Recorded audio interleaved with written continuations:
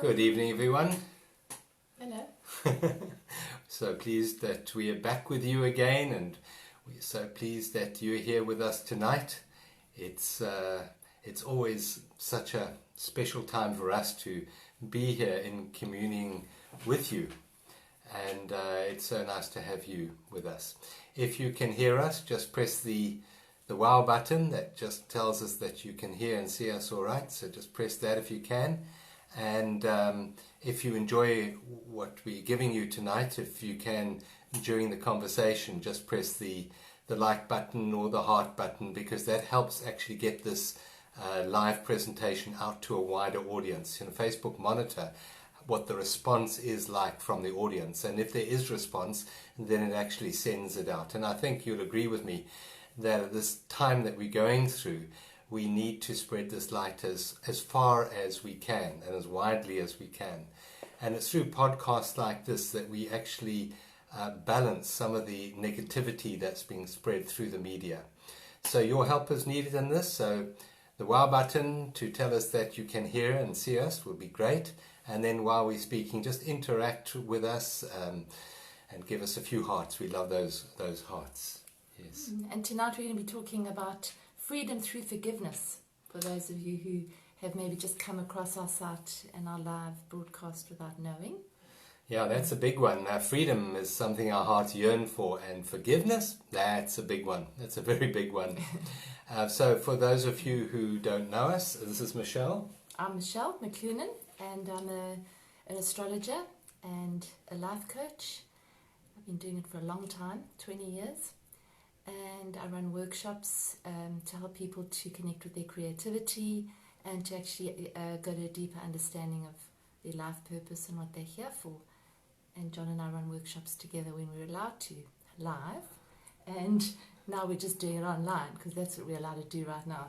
And this is John. Yeah, and I call myself an integrative spiritual life coach. So what I do is I integrate all different aspects of your life together, whether it's business, career, relationship, health, wellness, things of the spirit, things of the body. So we bring them all together because we are an integrated being. We're not just separate boxes, and every part of us needs to integrate into each other. So that's a bit of the work that I do, and run retreats and workshops where we take you deeper into the power of presence, the power of the now. So that's a bit about us.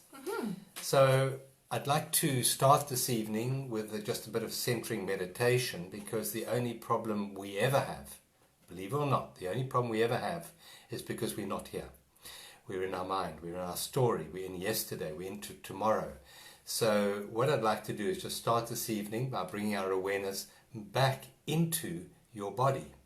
You see, your body is always in the present moment. Your body's always in reality. It's only our heads that go places. It goes into what's called the matrix. Yeah. And we get so caught up in our thoughts about yesterday or thoughts about tomorrow, and we leave the present moment. Now, in the present moment is life. Life is only ever here and now. And we leave life and we go into a story about life. And that robs us of the joy. So what a good way to start this evening, by being fully in our body, inhabiting our body, which the body loves, by the way. It loves you to be here with it, because then it gets very healthy, and to connect with that inner joy that we all have within us. So if you'd like to just settle back in your chairs, or if you're lying on the floor, just settle down with a cushion or two, and just gently shut your eyes. We shut our eyes because then our awareness becomes more inward. We become less distracted by the world on the outside, and we're able to connect with this inner world that we have. And the inner world is really the true experiencer of life. So take a deep breath in, and just relax your shoulders as you breathe in, and a long, long breath out, and just relax and release that breath. And take another deep breath in, and as you do that, become aware of the incredible gift it is, this thing called breath, breathing. And then just release the breath and let it go. Now take another deep breath into your belly button, pushing your tummy up like a big, big ball. Take it right down to your toes now. They need a bit of air as well. And then a very long out breath. Relax your neck, your shoulders, just relax, let go. Now take another very deep breath in, right down to the belly button, blowing your tummy up like a big, big ball. Some of you who don't breathe enough will feel a bit giddy here, a bit lightheaded. Fill your whole body and then release it just with a sigh. Let it go.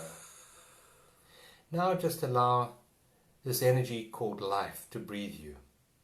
Become aware of the in-breath as it happens and the out-breath as you release it. So just rest your awareness gently on your breath. Become aware of the tip of your nose, and maybe you can feel a temperature change between the in-breath and the out-breath. So just focus your awareness on your nostrils and the very act of breathing. We concern ourselves with so many things in life, what was and what is to come. But in fact, the most important thing of being alive is the breath. You can be without food for quite a few days. Some people fast for up to 40 days. You can be without water for quite a long time. But breath, only 2 minutes, 2 to 3 minutes. So it's the most vital part of being human, being alive, is the breath. So what I'd like you to do now is, as the breath comes in, just attach a little bit of gratitude to it. And as the breath is released, say thank you for that beautiful, wonderful exchange that's happened in your lungs, where all the staleness is released. And there's this constant dance between the in-breath and the out-breath, between the receiving and the releasing. And as you do that, become aware of everything you can hear in this moment. We're in Cape Town, and right now we have a bit of a breeze outside, so as we sit here tonight, we can hear the wind.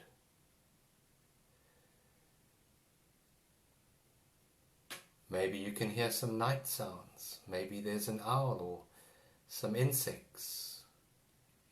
Maybe a little bit of traffic noise. Not that we get much of that these days. But just become aware of the faintest, furthest sound that you can hear.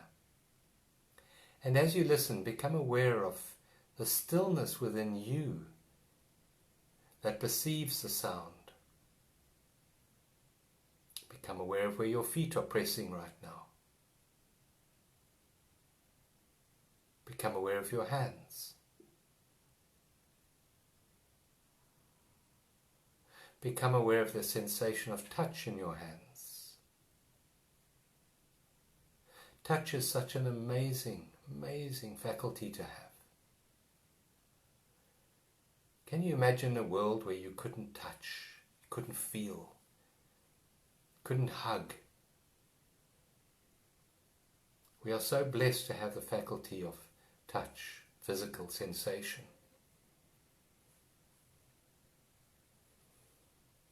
Become aware of what you can see behind your eyelids. Are there any colors, any shapes, any patterns, any pictures?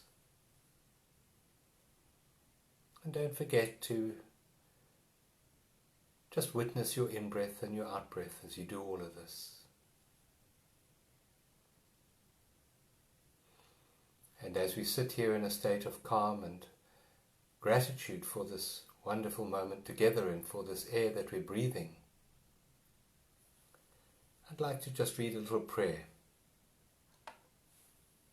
A little prayer of gratitude. It's a prayer that appears in the workshop manual. Those who have done the retreats and workshops with me will have seen this prayer before.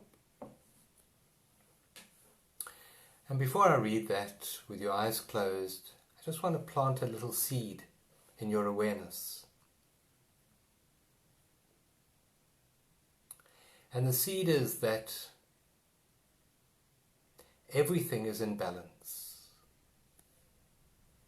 Right now, in the present moment, there is peace, there is harmony, and there is balance. Now, nothing has ever happened to you outside of the present moment. So in truth, you've always been in this place, except we have a mind. And that mind has perceptions that are quite often out of balance with reality. So just keep that in your awareness as I read this prayer. I ask my higher self for all my misperceptions to be absolved and released and healed. I ask for all that is not real in this moment to be cleansed from my limited mind perception. I recognize and accept in this moment that this cannot be accomplished from the level of my limited egoic self. And so I call on a mightier power than my little self to help me with this. Please forgive my mind made karma. Please cleanse my awareness through your power of love and presence and forgiveness. Please forgive me. It is done as I ask. Thank you. So now take another deep breath in and release. And when you're ready, gently open your eyes. And as you open your eyes, just see how your body feels. Right now, how does your body feel? And you might want to type that into the comment box and just let us know how you're feeling right now. Hopefully you're feeling a bit more centered, a bit calmer, a bit more peaceful. Just let us know. Thanks, John. That was lovely. I think that was much needed for a lot of us. We've had quite a week of it energetically. Had a look earlier. We had our new moon the other day, and we now have the Sun and Uranus right together at the same degree. So I don't know if some of you might have been feeling a little anxious, but highly strung, a little bit restricted of movement, a little bit frustrated, maybe a bit snappy. If you have, it's quite usual, quite normal really, with what's going on. So I think we could start the evening by just forgiving ourselves for what we haven't done very well, maybe, over the last few days, and not judging ourselves for it. It's a biggie. So it's going to still be around for a few days, so we need the deep breaths. Counting to 10 and going outside and breathing and grounding, as I said the other night, all very important. Don't any of you can feel that, and if you feel more relaxed now after that beautiful opening, because I definitely do. Yeah. So what's happening with the stars? Well, that's kind of what's happening. So that's a major thing, because it only happens once a year that these two come together. So the Sun is right next to the planet Uranus, which is the planet of change and rebellion, and Uranus hates restrictions and does not want to be restricted at any cost. So there's a very much a desire for liberation with it, and desire to move forward and make change and get things moving, and we can't really do that on many levels right now.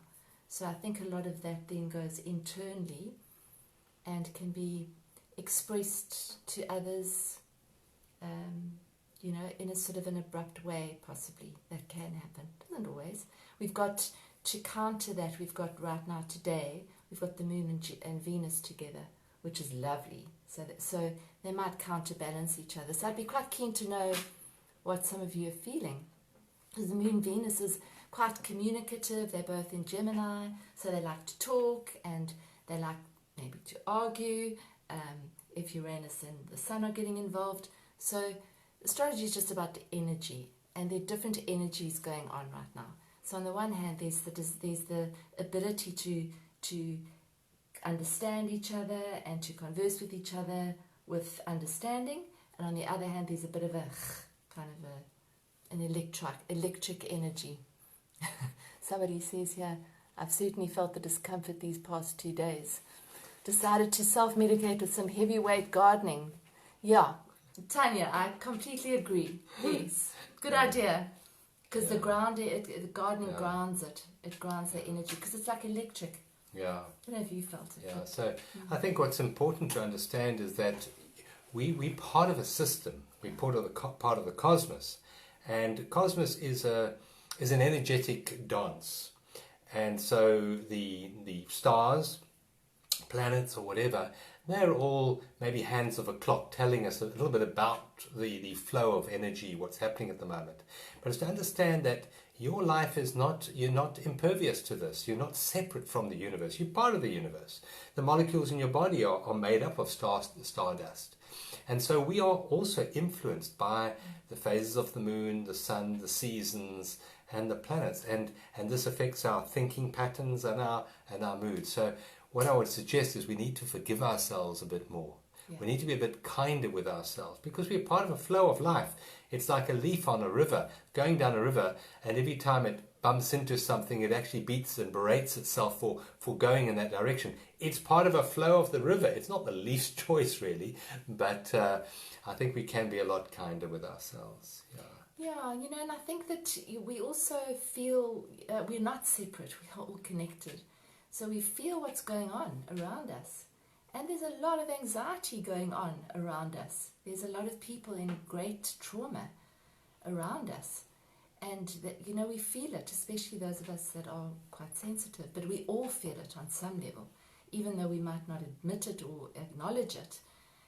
A lot of the time we're actually feeling what's going on around us in the universe, in other people's psyches, and there's so much uncertainty and so much confusion going on that I think that a lot of us are feeling. That's kind of feeding into it. But on the sort of the upside of that, it's feeding the desire for change. So it's not one or the other. So these are times of change. There's no doubt. And so it's feeding that. And Pluto's retrograde as well. It's gone retrograde.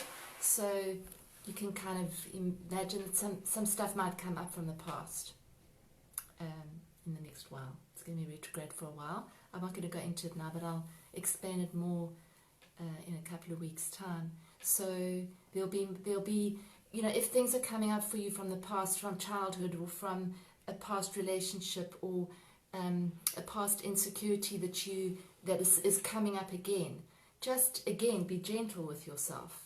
And it's okay if it comes up. Let it. Forgive it.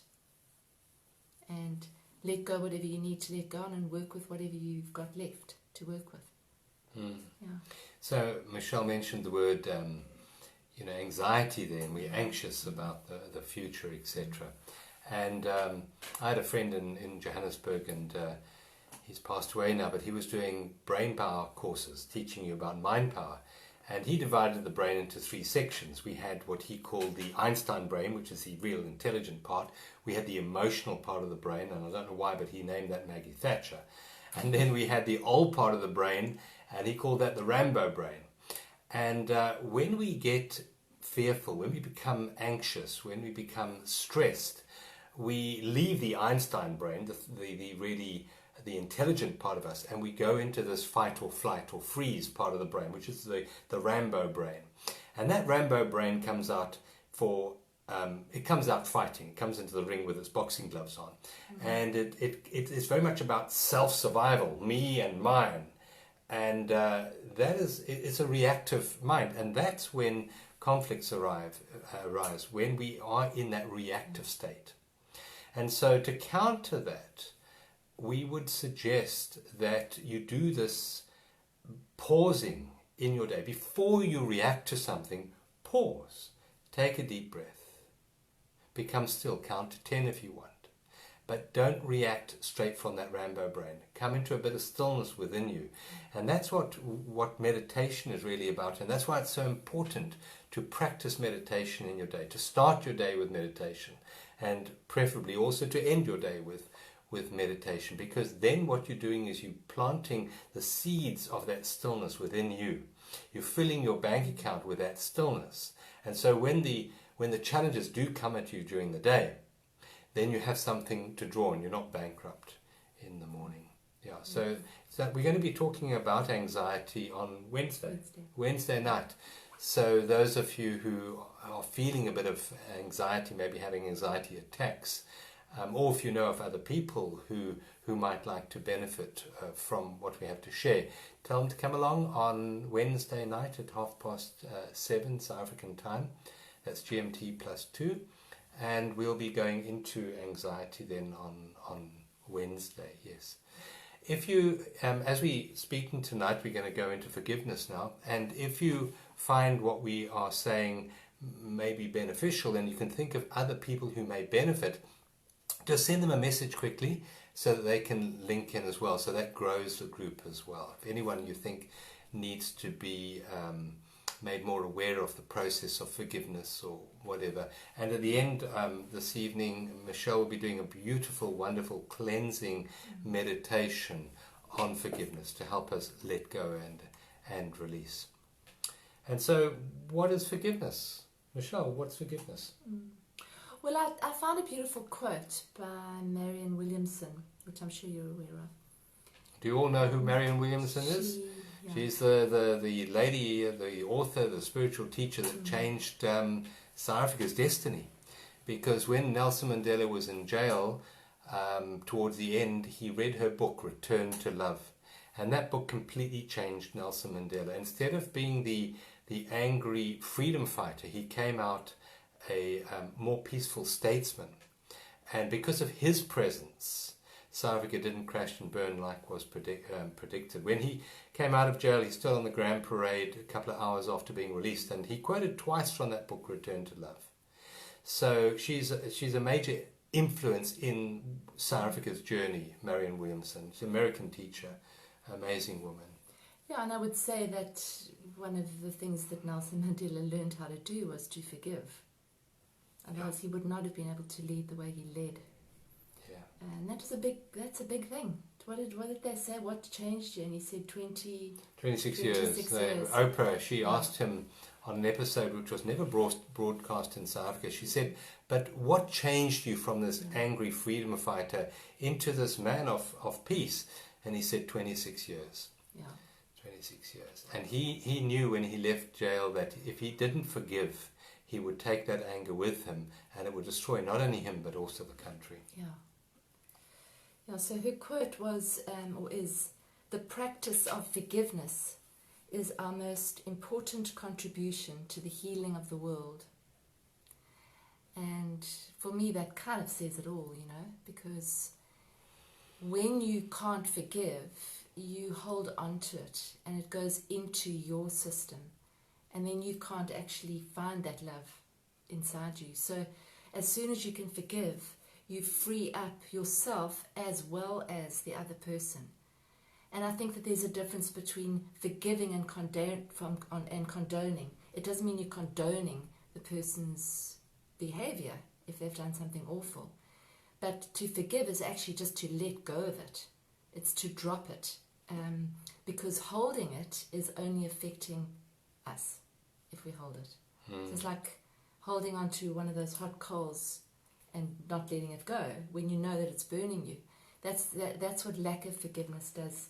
In my life, it definitely has contributed and has been a huge liberation and almost a miracle when I've managed to actually let go of that, the baggage, basically. It's like carting baggage around with you, and it doesn't harm anybody except yourself. So, well, I'm going to disagree with you there. It harms not only yourself but also the world around you, because we are so interconnected with the vibration. Yes. So, if we're holding anger and resentment within us, it's poisoning those around us. Yeah. And, Michelle mentioned earlier that we're all connected. and we connected none locally. And what that means from a physics point of view, from a quantum physics point of view, is that the thoughts and emotions that you feel right now are affecting every single human being on earth. Yeah. So because there's this interconnectedness in a way that we're only beginning to understand now. And so if you're holding resentment and unforgiveness in you, you're affecting those people thousands of miles away from you in this moment. So yes, your anger and resentment, it's rather like drinking poison and hoping that the other person's going to die. That's what non-forgiveness is really about. So it's to realize that the forgiveness is not only a journey of self-healing, which it is, it's also healing the planet. And that's a very important part right now, because we have this contrast between light and dark on the planet. And I'm amazed at how many enlightened teachers there are out there. I mean, you just go on the internet, there's just so many amazing people giving this love and this higher knowledge and this wisdom to the world. And that counteracts the darkness in the world. I think it's becoming quite clear and plain to most people that this virus story is not what the press is telling us. That this is actually being driven by the WHO and maybe the Gates Foundation and things like that, and I think it's going to become more and more obvious as we go down this road. But that there is a darkness there which needs to be forgiven, not fought against. If we give them our anger and our resentment, that feeds that darkness, because anger and resentment are of their own dark.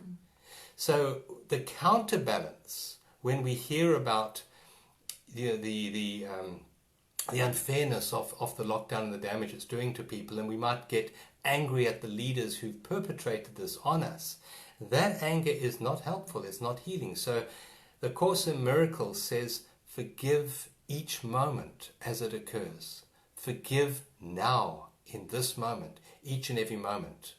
We're going to talk about forgiving the past, but it's more important to forgive the present than even the past. Because if we don't forgive the present moment, this resentment within us is going to start poisoning us and poisoning the world around us. So forgiveness is really, as Michelle said, it's a dropping, it's a letting go, it's a releasing. And we're starting this course on Tuesday, and it's called Journey to Freedom. And what do we yearn for most in the world? It's freedom. Surely it is freedom. Our hearts yearn for freedom. We're cooped up in our homes and we want freedom. I mean, speaking personally, I want to get onto the mountain and I want the freedom of walking on the mountain again. So we know that our hearts yearn for freedom. And freedom is what forgiveness gives you. Because instead of dragging this heaviness around with you, by dropping it, you become lighter. And it is the ego that holds on to the past. Because by doing that, it creates a substance from which the ego expands and builds itself. So don't ask the mind to forgive. Don't ask the ego to forgive, because that's the very substance of its identity. I am an abused XYZ. That's who I am, says the mind, says the ego. My question to the ego is, who would you be without that identity? And the ego looks puzzled and then says, but I'd be nothing, and I don't want to be a nothing. I'd rather be a person in pain and a person who's suffering than a nothingness. And nothingness is your true beingness. Nothingness is the very essence of the divine within you. It's the womb that gave birth to all of creation. It's your true identity. And the releasing helps us connect with that which is real and eternal. So forgiveness is a gift that you give yourself. It's the gift of freedom. Freedom of pain, of suffering, of resentment. Freedom of the past. And then it allows you the joy of living. Because you cannot truly live if you're dragging around the past with you. I have a couple of quotes here that I pulled up, and some of them are quite beautiful, I think.